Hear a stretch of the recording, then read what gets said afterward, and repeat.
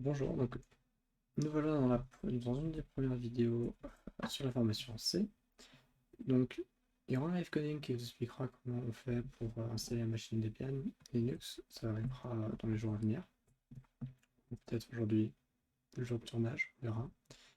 Donc la première chose qu'on va voir sur Linux, c'est comment on ouvre un terminal. Pour ça, vous allez pouvoir utiliser la fonction, enfin le raccourci clavier CTRL ALT et T.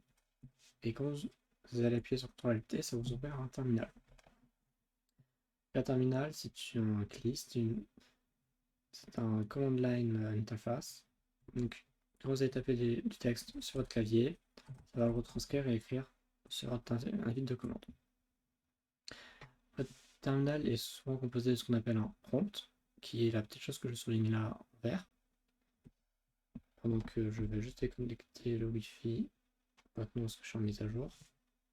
Je vais juste vérifier que la mise à jour soit quasiment finie. Hop, on va y arriver. Et donc le clic, quand vous tapez du code dessus, genre Toto, bien sûr il n'y a aucune commande qui s'appelle Toto, hein.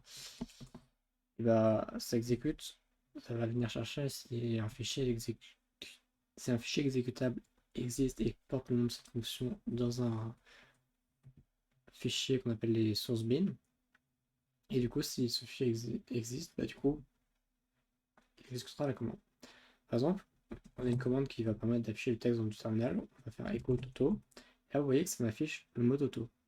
Pour ça, qu'est-ce qu'a fait le terminal? Il a fait slash, alors, slash user, alors, je crois que user, non, il va faire slash user bin echo toto.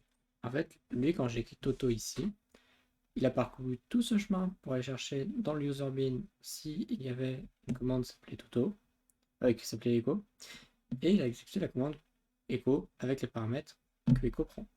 Genre si je fais un echo simple, vous voyez que ça n'affiche absolument rien.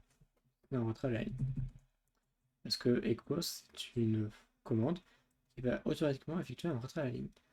D'ailleurs, pour cela, on va utiliser vous voyez, on a des commandes système. Pour voir ce qu'elles contiennent, on va utiliser une commande qui s'appelle man. On va faire man echo. Et là, vous allez voir que notre terminal va changer totalement de tête. Et on va avoir tout un manuel d'utilisation de la commande echo. Voilà. Vous expliquant comment ça marche. Et qu'en réalité, c'est une fonction en C. Voilà. Ok. Donc ça, c'est dans les grandes lignes. On verra peut-être lors de la formation comment on écrit une page man. C'est assez intéressant aussi. Et puis voilà. On a la commande clear qui va effacer tout ce qu'il y a sur notre terminal. Genre, voilà. Et voilà pour les grandes lignes. Déjà, d'entrée du terminal. La commande man, vous allez souvent l'utiliser en C. Par exemple, avec les fonctions man main. Alors non, il n'y a pas de main. Main C. Qu'est-ce que je peux vous mettre en C? On va faire man. Non, pas de unit. Man printf. Voilà, par exemple, printf c'est une commande d'affichage en C. Et ben on va faire man printf et du coup on aura toute la page manuelle de la commande printf en C. Voilà, voilà. Sachant pour des anecdotes, c'est aussi une commande en Linux.